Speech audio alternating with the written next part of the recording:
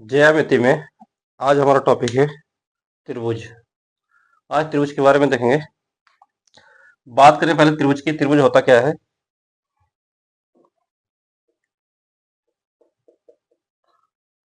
बात करेंगे त्रिभुज की। तीन असंरेख बिंदु से मिलने वाली आकृति त्रिभुज कहलाती है। कोई भी तीन बिंदु असंरेख हो, उन्हें मिलाने पर जो आकृति बनेगी वो बनेगी त्रिभुज। इसका नामकरण करने के लिए A B C capital letter symbol दे सकते हो। ठीक। अब त्रिभुज कितने प्रकार का होता है ये आपको पता होना चाहिए। किसी भी त्रिभुज की बात करें हम, त्रिभुज के अंतः कोणों का योगफल का याद करना। त्रिभुज के अंतः कोणों का योग 180 होता है और बाह्य कोणों का योग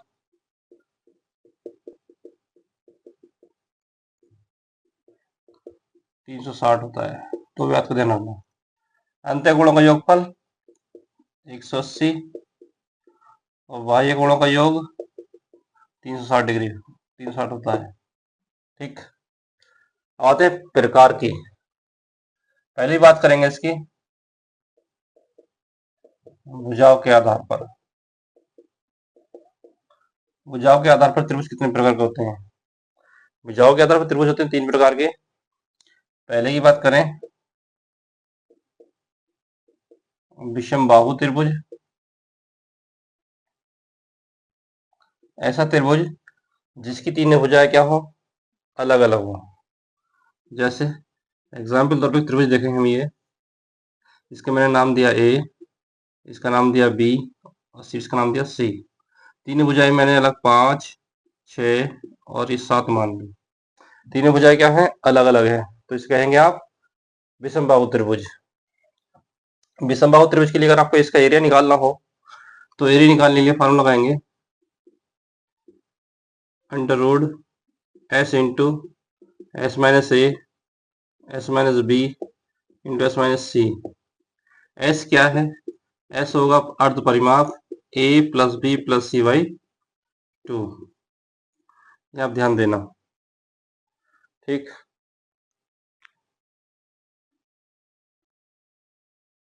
एस क्या आपका अर्ध परिमाप है। नेक्स्ट बात करें दूसरे त्रिभुज की, समद्विबाहु त्रिभुज। समद्विबाहु त्रिभुज एक ऐसा त्रिभुज जिसकी दो भुजाएं बराबर हो। जैसे मैंने कहा इसे ए, इसे बी और ए सी।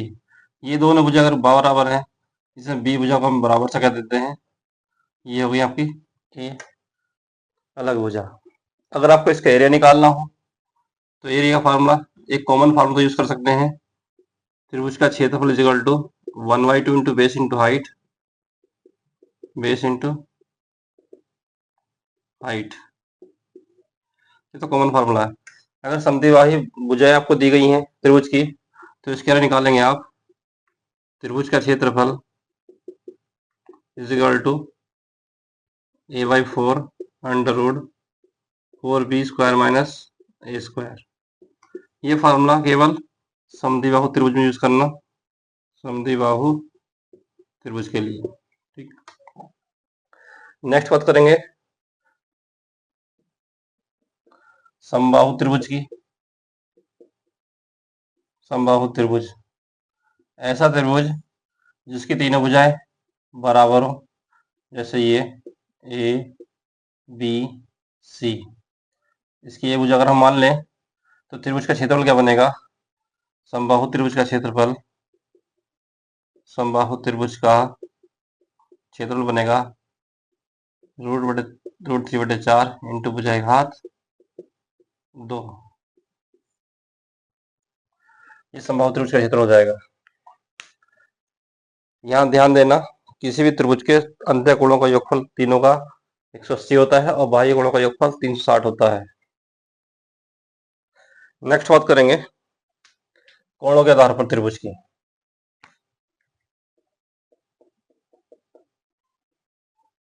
कोणों के आधार पर त्रिभुज के प्रकार। पहले बात करेंगे न्यून कोण त्रिभुज की। न्यून कोण त्रिभुज होगा जिसका प्रत्येक कोण 90 डिग्री से छोटा होगा। ए बी सी, ये तीनों कोण जो होंगे आपके पास में 90 डिग्री से छोटे होंगे। ठीक, तो इसमें एक बात का ध्यान देना, अगर ए के सामने भुजा स्मॉल ए, कोण बी के सामने स्मॉल भुजा बी और सी के स्मॉल सामने सी है, तो न्यून कोण त्रिभुज में क्या होगा, सबसे बड़ी भुजा का स्क्वायर अन्य दो भुजाओं के स्क्वायर से छोटा होगा। चाहे कोई सी भुजा मान लीजिएगा, जैसे ए स्क्वायर बड़ी भुजा हो गई तो B square plus C square होगा, या बी स्क्वायर लेस देन हो जाएगा आपके पास में ए स्क्वायर प्लस सी स्क्वायर।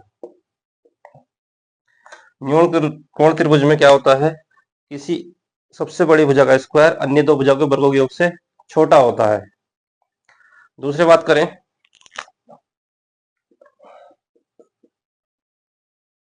अधिक कोण त्रिभुज। अधिक कोण त्रिभुज की, इसमें क्या होगा, कोई एक कोण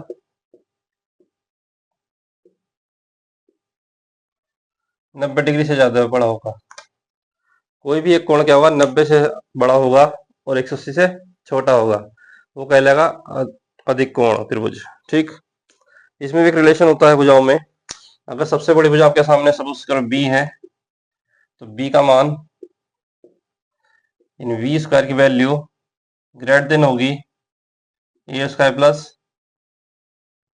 सी स्क्वायर से। ये समझिए, जो सबसे बड़ी भुजा होगी उस भुजा का स्क्वायर अन्य दो भुजाओं के वर्गों के योग से ज्यादा होगा, वो क्या होगा, अधिक कोण त्रिभुज होगा। ठीक, नेक्स्ट देखेंगे समकोण त्रिभुज। नेक्स्ट है समकोण त्रिभुज।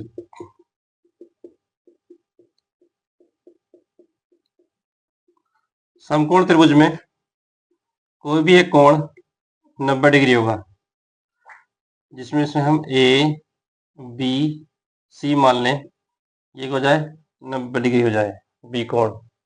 तो इसमें क्या होगा, पाइथागोरस थ्योरम यूज होगी। सबसे बड़ी जो भुजा होगी आपके सामने वो, उसका स्क्वायर बराबर होगा अन्य दो भुजाओं के वर्गों के योग के, A B square plus B C square. अगर बी के सामने की भुजा स्मॉल बी बन जाए, सी के सामने सी हो जाए और ए के सामने की स्मॉल ए हो, तो फार्मूला क्या बनेगा, B square is equal to A square plus C square. ये बन जाएगी पाइथागोरस थ्योरम आपके पास। ठीक है, ये तीन त्रिभुज आपके पास है, न्यून कोण त्रिभुज, अधिक कोण त्रिभुज और समकोण त्रिभुज। न्यून कोण त्रिभुज में क्या होगा, ए बी सी तीन भुजा अगर पास हो, किसी बड़ी भुजा का वर्ग अन्य दो छोटी भुजाओं के वर्गों के योग से कम होगा। अधिक कोण में क्या होगा, सबसे बड़ी भुजा का स्क्वायर अन्य दो छोटी भुजाओं के वर्गों के योग से ज्यादा होगा, ये आपको ध्यान रखना है। और समकोण त्रिभुज में जो होती है पाइथागोरस थ्योरम में, यानी एक सबसे बड़ी भुजा का वर्ग यानी कर्ण का वर्ग अन्य दो भुजाओं के वर्गों के योग के बराबर होगा। इससे आगे इनके ऊपर फिर में जो आती है वो देख लेते हैं। पहले देखेंगे न्यून कोण त्रिभुज फिर में। न्यून कोण त्रिभुज फिर में को देखना, सपोज कीजिए आपके पास एक त्रिभुज है, न्यून कोण त्रिभुज ए बी सी। इस त्रिभुज में क्या करते हैं, हम शीर्ष ए से सामने भुजा पर लंब डाल देते हैं। ये मैंने इस पर लंब डाल दिया, ये कोण बनता है 90 डिग्री, इसका नाम दिया मैंने डी। ये भुजाओं में क्या रिलेशन लगेगा, अगर ये इस भुजा की बात करें सामने की, तो ए सी का मान जो होगा, A C square is equal to होगा आपके पास में A B square plus B C square minus 2 into B D into B C. ठीक, ये फिर में आपको याद रखनी चाहिए किसी भी न्यून कोण त्रिभुज के लिए। ठीक, ये त्रिभुज आपके सामने एबीसी है और ए के सामने ये भुजा पर मैं अगर एक ए से लंब डाल दूं, तो ए सी का मान क्या होगा, A C square equal to होगा A B square plus B C square minus 2b into B C. ये आपकी न्यून कोण त्रिभुज फिर में है। इससे आगे देखेंगे अधिक कोण त्रिभुज फिर में दूसरी है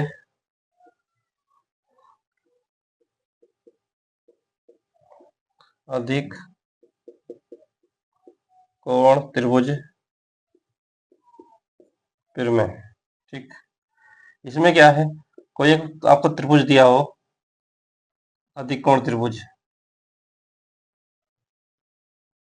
ठीक, ये क्या है, ये एंगल वो है जो 90 से बड़ा होगा और 180 से छोटा होगा, जिसे हम कहेंगे अधिक कोण, और ये त्रिभुज का निर्माण करेगा अधिक कोण त्रिभुज।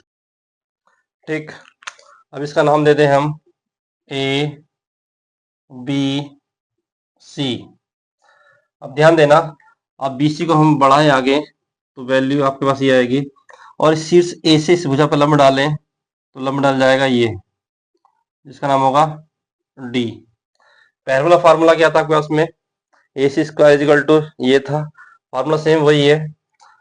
ए सी की वैल्यू को निकालनी हो, A C square is equal to A B square plus B C square.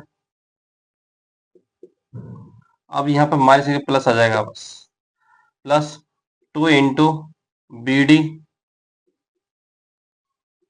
Into B C.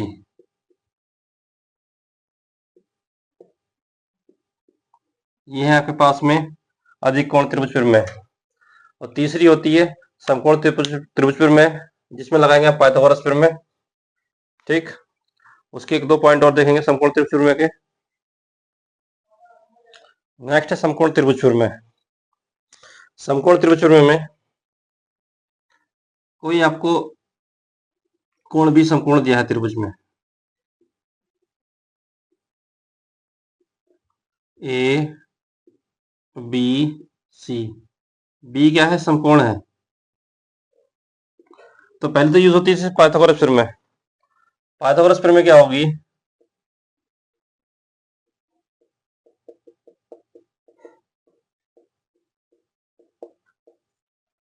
ये आपके पास कर्ण है, कर्ण का स्क्वायर इक्वल टू लंब का स्क्वायर प्लस आधार का स्क्वायर। यहाँ कर्ण की बात करें तो कर्ण आपके पास में एसी है,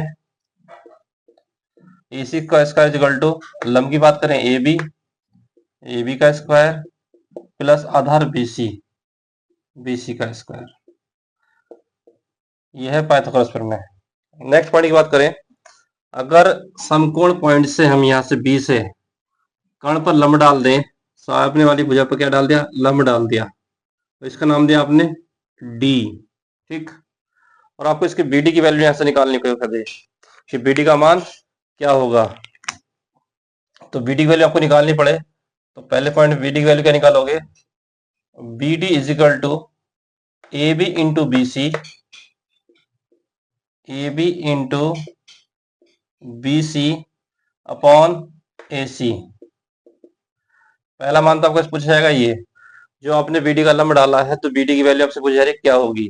ठीक, इसी प्रकार आपसे एक पार्ट में इसकी वैल्यू पूछ ले या इसका मान पूछ ले क्वेश्चन में, तो क्या करना है, पहले एडी का मान करेंगे। पहला पॉइंट आपका वैल्यू निकालनी है आपको एडी, तो एडी इज इक्वल टू हो जाएगी ए बी स्क्वायर अपॉन, आपको वैल्यू निकालनी है ये, तो इसके सामने वाली भुजा कौन सी है, ए बी, तो ए बी का स्क्वायर अपॉन तीसरी भुजा कौन सी है, बी सी, ये मान हो जाएगा। ठीक, सॉरी ये नहीं, ए सी, ये माना जाएगा पास में ये। अगर आपको यहाँ से मान निकालना है एडी का, तो एडी इज इक्वल टू हो जाएगा ए B square upon A C. ठीक, इसी प्रकार तीसरे पॉइंट में देखिए, अगर आपको मान निकालना पड़े ये, तो इसके सामने भुजा कौन सी बनेगी, ये, तो C D is equal to हो जाएगा, C D is equal to हो गया B C square upon A C. दूसरा मान आया ये। ठीक, ये है समकोण त्रिभुज की परिमेय के कुछ सवाल। इसमें कुछ पार्ट और देखो इसके। फोर्थ पॉइंट की बात करें, अगर फ्रैक्शन में वैल्यू आपको दी गई है या मान पूछा जाए तो बी डी के स्क्वायर की वैल्यू अपॉन में 1 upon B D square equal हो जाएगा 1 upon A B square plus 1 upon B C square, 1 upon A B square plus 1 upon B C square. ठीक, इन तीनों में रिलेशन निकल आएगा ये। इन चारों पॉइंट पे आपसे एक भी क्वेश्चन पूछ सकता है कोई सी भी पॉइंट पर। त्रिभुज में नेक्स्ट पॉइंट देखेंगे थेल्स प्रमेय का।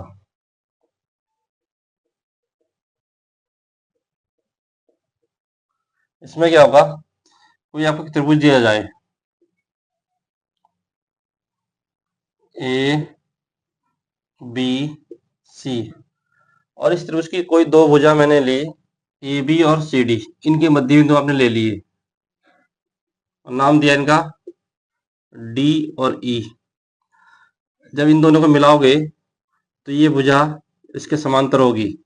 अगर ये भुजा इसके समांतर है और ये मध्य बिंदु को आपको मिलाया है तो इनमें क्या प्रमेय यूज होंगे, A D upon D B is equal to होगा A E upon E C, या A D upon A B, A D upon A B is equal to A E upon A C. ठीक, Thales प्रमेय use कर लेना point कब, जब कोई दो बिंदुओं को मध्य बिंदु को मिलाते हैं भुजाओं के और दो बिंदु में आने वाली रेखा तीसरी भुजा के समांतर हो जाए। इसी में नेक्स्ट पॉइंट देखें, आपके बारे में कोई ट्रायंगल आपको दिया गया हो, जैसे मैंने दिया है बी सी नाम, ए बी सी, और शीर्ष ए से सामने वाली भुजा पर हम माध्यिका डाल दें। ठीक, तो माध्यिका जब डालते हो तो ये सामने वाली भुजा दो भागों में बढ़ती है, ये भाग इसके बराबर होगा, अर्थात ये नाम दें D, B D equal to हो जाएगा सी डी या डी सी। ठीक है, तो इसमें क्या रिलेशन रहेगा, ये कहलाती है अपोलोनियस फिल्म है, अपोलोनियस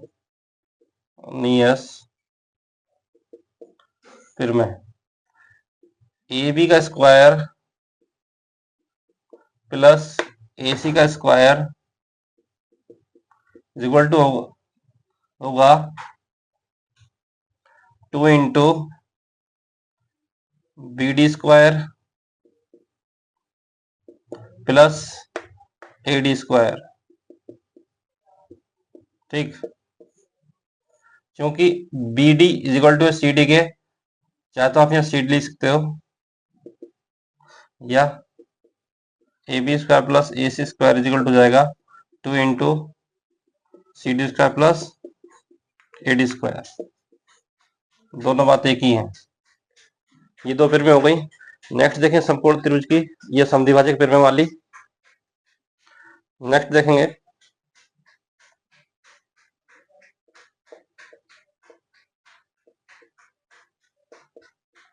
समद्विभाजक आंतरिक कोण प्रमेय। इसमें क्या है, कोई आपको ट्रायंगल दिया हो ए बी सी और इसके एक कोण को हम समद्विभाजित कर दें, दो बराबर भागों में बांट दें, नाम दिया मैंने इसका डी। ठीक, इनमें क्या रिलेशन लगेगा, A B upon B D is equal to A C upon C D या डी सी, या इसी बात को ऐसे कहते हैं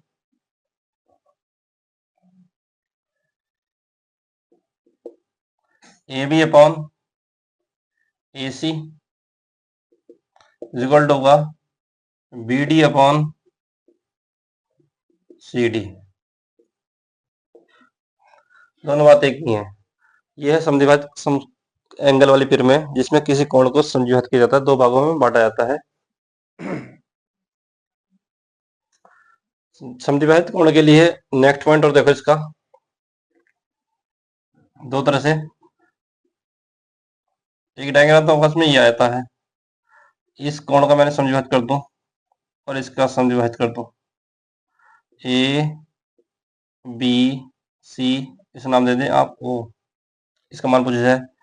अगर यही ट्रायंगल आपको दिया जाए इस तरह से और इसकी मैं एक भुजा को आगे बढ़ा दूं, इसे आगे बढ़ा दूं और इसको समद्विभाजित कर दिया जाए, समद्विभाजित मिलेंगे आपके पास ये, इसका नाम दे दें ओ, ए बी सी, ठीक। तो आपसे क्या कंडीशन पूछा जाएगा, इसकी वैल्यू आपसे पूछी जाएगी एंगल की। तो एंगल बी ओ सी का मान जो होगा 90 प्लस 1/2 एंगल ए होगा। इसी में दूसरे में बात करें, अगर आपसे यहाँ से एंगल पूछा है दूसरे पार्ट में बी ओ सी का, angle B O C is equal to बनेगा 90 माइनस 1/2 एंगल ए। ये 2 पॉइंट क्वेश्चन आपके आते हैं, इसमें किसी भी एक पर एक क्वेश्चन का एग्जाम्पल पूछ लेगा आपसे। इसके ऊपर एक क्वेश्चन देखिए, क्वेश्चन में त्रिभुज एबीसी आपको दिया गया है और भुजा डीई बीसी के बराबर दी गई, इसमें समांतर गई है, बराबर का नाम होता है, ये दोनों क्या आपस में समांतर है। और एडी और बीडी आपको दी गई 3, 5, इसी तरह से एसी का मान दिया है 4 सेंटीमीटर। तो आपसे पूछेगा ए की वैल्यू क्या होगी। अभी पीछे आपने फिर में पढ़ी थी, फिर में क्या लगाएंगे इसमें, एडी अपॉन बीडी, ये ऐसे करिए क्योंकि आपको पूरी भुजा दी गई है, A D upon A B is equal to A upon A C. A D का मान आपको कितना दिया है 3, ए बी की वैल्यू पूरी कितनी हो जाएगी 3 तो 5 8 इज इक्वल टू ए का मान आपको निकालना है और ए सी की वैल्यू आपको पता कितनी है 4, 4 से काटे 2 बार कटेगा और ए की वैल्यू कितनी आ जाएगी 3/2 या ए इज इक्वल टू आ जाएगा 1.5 सेंटीमीटर, ठीक। बस फिर में लगाओ डायरेक्ट, इसमें आंसर पाओ, फिर में आपको याद होनी चाहिए। एक क्वेश्चन और देखिए, क्वेश्चन में आपसे कहा त्रिभुज एबीसी के कोण बी और सी के बाह्य अर्धक ओ पर मिलते हैं, जहां ए बी और एसी को हम बढ़ाते हैं पी और क्यू तक। यदि बी ए सी की वैल्यू आपको दी गई है 80 डिग्री, तो बी ओ सी का मान कितना होगा, ठीक। कोई एक त्रिभुज आपको दिया था ए बी सी, ए बी सी, इस त्रिभुज में आपको ये एंगल की वैल्यू दी गई है 80 डिग्री, ये हो गया 80 डिग्री। क्वेश्चन में आपसे कहा उसने ए बी और ए सी को हम बढ़ाते हैं पी और क्यू तक, ए बी को अगर आगे हम बढ़ाएं तो पी तक और दूसरी को बढ़ाएं क्यू तक। और आपसे कहा इनके अर्धक कहाँ मिलते हैं, एंगल बी और सी के ओ पर मिलते हैं। एक तो इसका अर्धक आपको मिलेगा, एक इसका अर्धक आपको मिलेगा, ये दोनों मिलेंगे कहाँ पर, ओ बिंदु पर। तो आपसे पूछेगा इस कंडीशन में एंगल बी ओ सी का मान क्या होगा, एंगल बी ओ सी का मान पूछा गया आपसे। अब ये कुछ देर पहले आपको फिर में बताई थी मैंने, वैल्यू आपको निकालनी है, मार्कर कहाँ गया, एंगल बी ओ सी की वैल्यू आपको निकालनी है। तो 90 माइनस करेंगे इस एंगल का हाफ 1/2 एंगल ए, 90 माइनस बनेगा 1/2 80, 40 बार 4 बार कटेगा ये, 90 माइनस 40 आएगा 50 डिग्री। तो इसकी वैल्यू कितनी आ गई पास में 50 डिग्री आ गई। अगर यही वैल्यू अंदर में दी जाती, अंदर अर्धक होता तो यहाँ प्लस हो जाता, बस क्वेश्चन होता है इस तरह से ही। नेक्स्ट पॉइंट समझो, अगर आपको ए बी सी समबाहु त्रिभुज दिया जाए, ए बी सी। ये क्या है? समबाहु त्रिभुज है। ठीक, और इनकी भुजाओं के मैंने मध्य बिंदु ले लिए, डी ई एफ। इन तीनों को मिलाकर मैं एक त्रिभुज बनाता हूं। तो आपसे क्या पूछा जाएगा एग्जाम में? त्रिभुज डी ई एफ का क्षेत्रफल का अनुपात पूछेगा त्रिभुज एबीसी का क्षेत्रफल का अनुपात। त्रिभुज ए बी सी का क्षेत्रफल, इसका अनुपात आपसे मालूम करा जा सकता है। अगर इसके मध्य बिंदु आप मिलाते हो तो ये 4 बराबर भागों में बढ़ जाता है। अगर बात करें इसके त्रिभुज के क्षेत्रफल की, तो डी ई एफ, त्रिभुज डी एफ का क्षेत्रफल इज इक्वल टू जाएगा 1/4 इंटू त्रिभुज ए बी सी का क्षेत्रफल।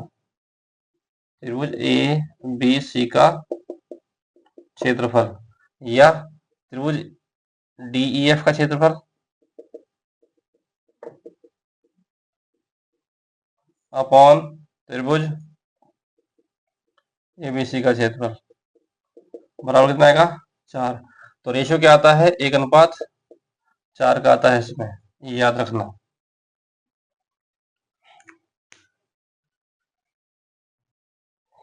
नेक्स्ट क्वेश्चन देखिए, आपसे कहा त्रिभुज एबीसी में पी बिंदु एबी पर इस प्रकार है। पहले त्रिभुज एबीसी बनाइए।